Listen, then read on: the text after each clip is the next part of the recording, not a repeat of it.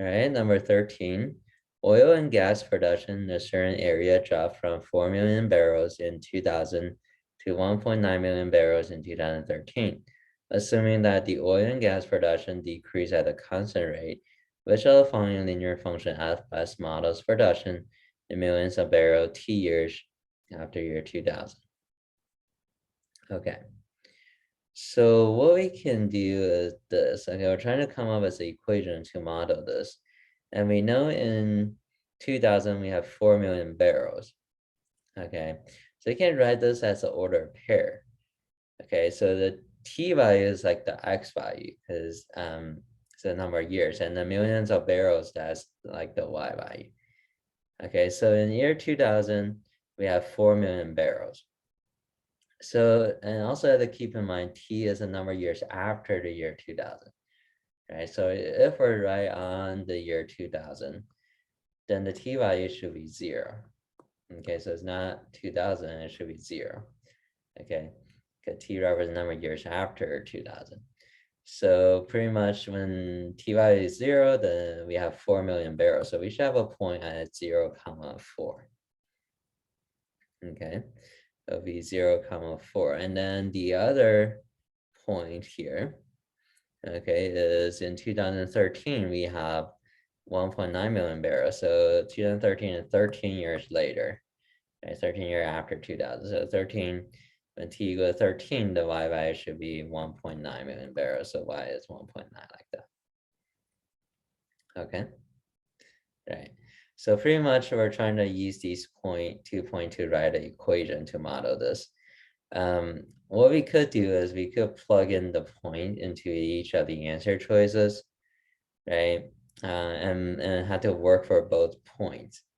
Okay, that's one way to think about this. So if you plug in 0, 4, right, it works for all the answer choices. So pretty much we had to test out the second point. Okay. Yeah, we had to test out the second point. By plugging in 13 for T, we should get 1.9. If we're gonna write the equation ourselves, and we know this is a linear model, so we can use the slope-intercept form, the linear equation, y equal to mx plus b. And m is our slope. Okay, so to solve for the slope, we can use the slope formula, okay, which is y2 minus y1 over x2 minus x1. So you can plug in the numbers from the 2 points, right? Y2 minus y1 will be 1.9 minus 4 over x2 minus x1 13 minus 0.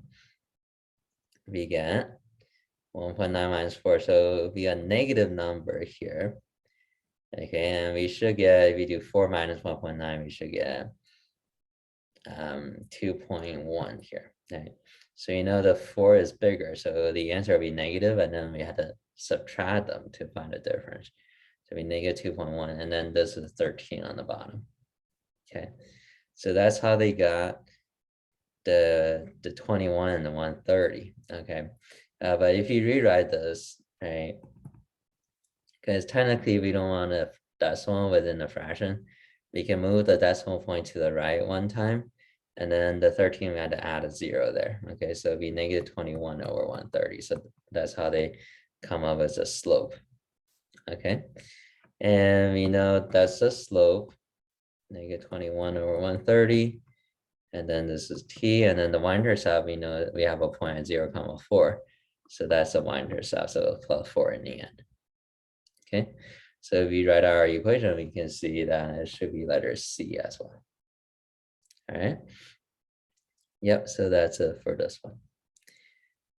Okay, so yeah, if you go through, you can plug in point, but at very least, we can definitely get rid of A and B, right? So we know in 2013, we have less barrels, so we go down to 1.9, so the slope should be negative, right? So we can at least eliminate A and B for this question.